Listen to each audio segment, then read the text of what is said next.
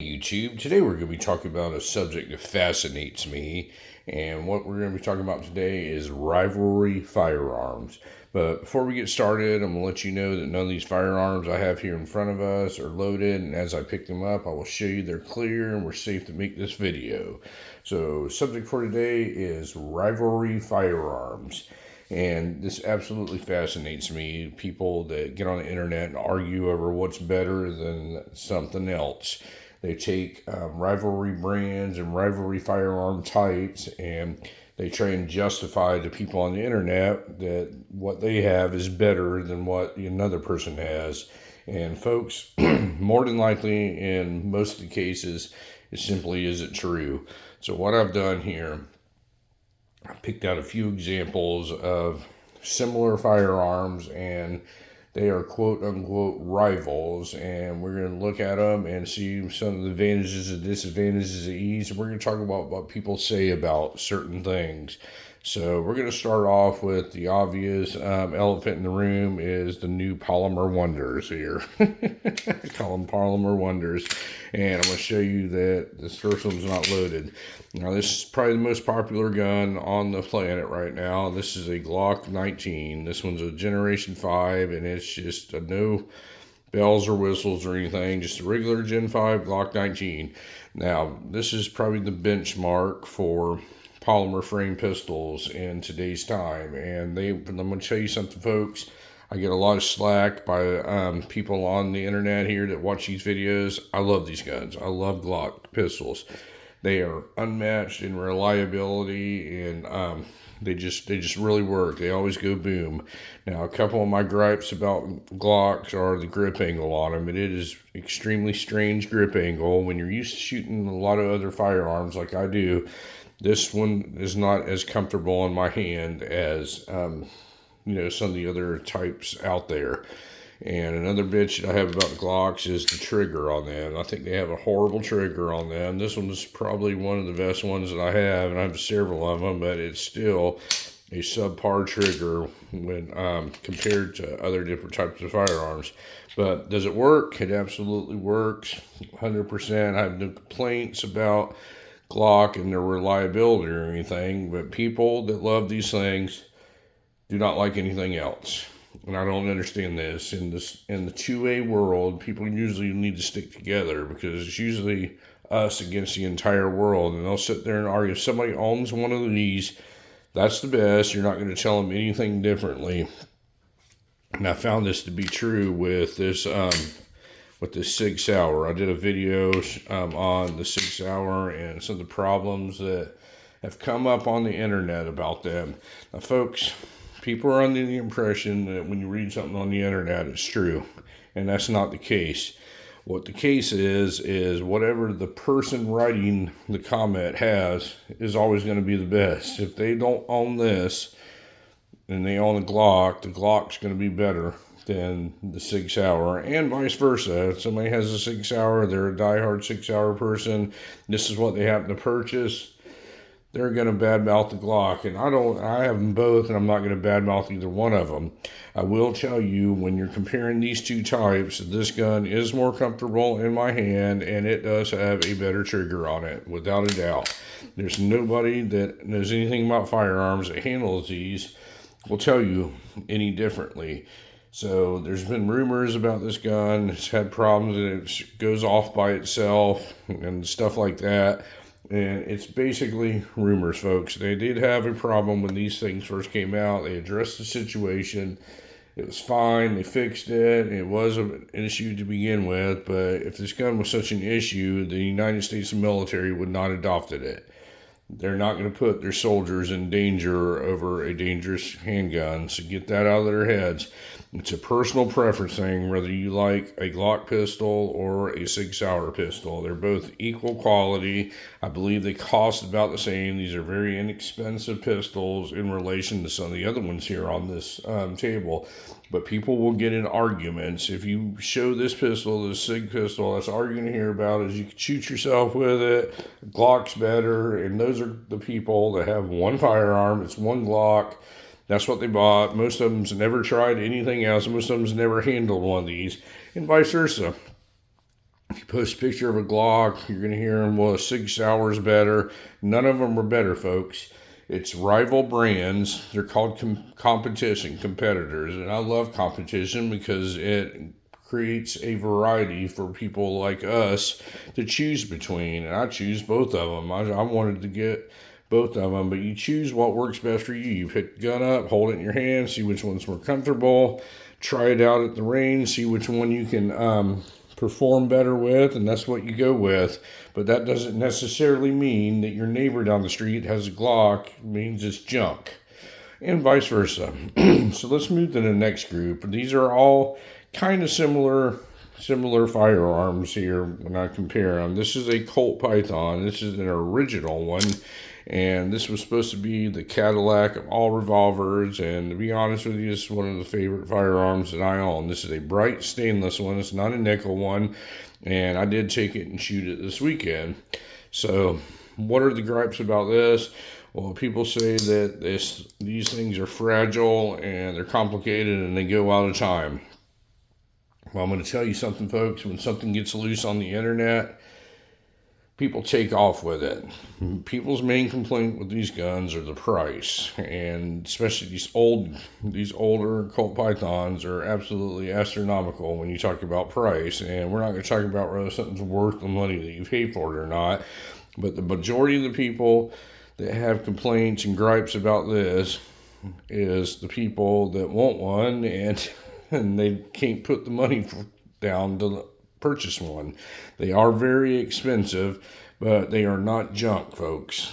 These guns are very well made, and that's why they cost as much as they do. These things were hand fitted together in the 60s, 70s, and the 80s, and the action on them is unmatched. They got a very tight lockup and all that, and I've shot thousands of rounds through old Colt Pythons. I've never had one go out of time, believe it or not, ever.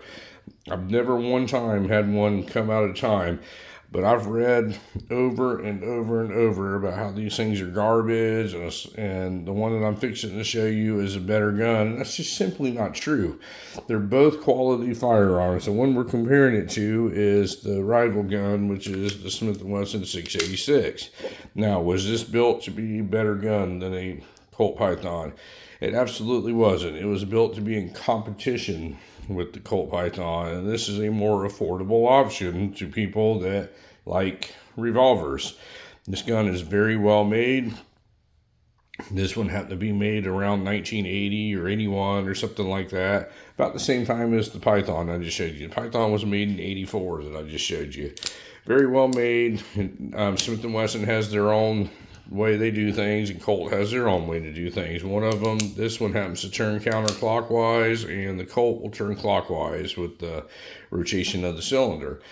Is this a bad gun? Now, the Colt people, they call them Colt snobs that spend thousands of dollars on their vintage Pythons, will tell you that this one won't measure up. Well, they're wrong. It will measure up. This one just doesn't have the cost as much because the quote-unquote collector market out there isn't as high for the older Smiths as they are the Colts. It's still there.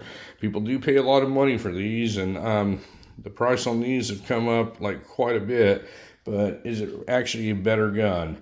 I would say not. It's not a better gun. Now, what the problems I have with these, I'm more of a Colt person. I've shot more Colts than I have Smith&Wessons, and I'm just used to the ergonomics of it. Now, when you have somebody first pick one of these up, the big complaint is how wide the grip is on the bottom, and it's not a problem to me because I'm just so used to it. It's a muscle memory thing. And the big complaint about Colts is you have to pull out on the cylinder to release it, and people think that's counterintuitive. I do not think it's counterintuitive because I'm used to it.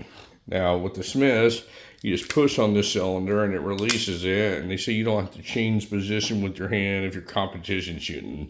I do not competition shoot. My muscle memory leads me towards the Colt, and when I shoot a Smith&Wesson, I've shot so many Colts, I automatically try and pull back on it, and then I remember I'm shooting a Smith&Wesson. So it's all in what you train with. Now, as far as quality, build quality and all that, you're going to pay extra money for the Colt Python because it's better finished off, and it's actually, there's a little bit more craftsmanship goes into it.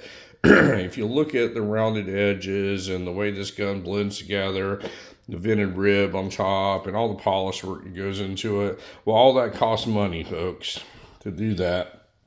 And the Smith&Wesson is a little bit rougher when you look at it. It's just a matte bead bat blasted finish, or whatever you want to call it. It's not bead blasted, it's just a matte finish, not polished off. The edges are a little bit sharper on the end of the cylinder, and things don't fit together as tightly, but very well made, folks. And for people to sit there and say that this is a better gun because this is the one they own, or the same with the Colt Python, is absolutely ridiculous. 2A people should stick together and recognize that it's personal preference is all it is. And if you want to know the truth with me, I lean towards the Colts because of the triggers and the looks on them. These triggers, this one here has an exceptional trigger on it because it's been worked. The action's been worked on it. So it's going to work about as well as that Python does right there.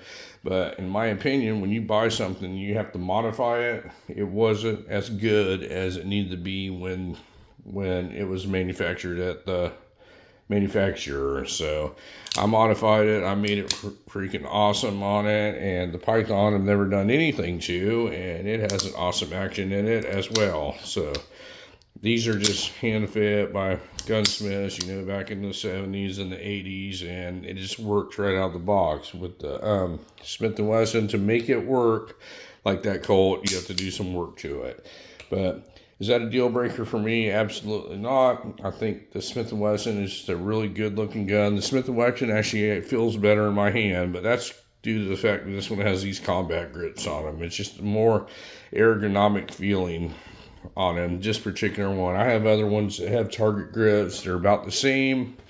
So usually people that are Smith&Wesson people will say the Colt is not as good, and the Colt Python snobs out there that are proud of their $3,000 and $4,000 save queens, they're going to say that the Smith&Wesson doesn't measure up. But it's all personal preference, folks. You can't get into these online rivalries and online arguments about which ones are better. The next one we're going to look at are each 1911s. These are like semi-custom 1911s. And the first one we're going to look at is a Dan Wesson. Dan Wesson is a very well-made gun, and you've heard me praise these things over and over and over. I cannot believe that they can produce a gun that's this well-made for the price that you pay for it. This gun is just very tightly put together. It has all high-quality parts on it. It shoots amazing when you take it to the range. This is one that I took to the range this weekend also. Now, is it better than a higher end one? When I say higher end, one that costs more, and we're going to pick this one up, and this one does cost more, folks. This is a fully custom built Wilson Combat with all the bells and whistles on it.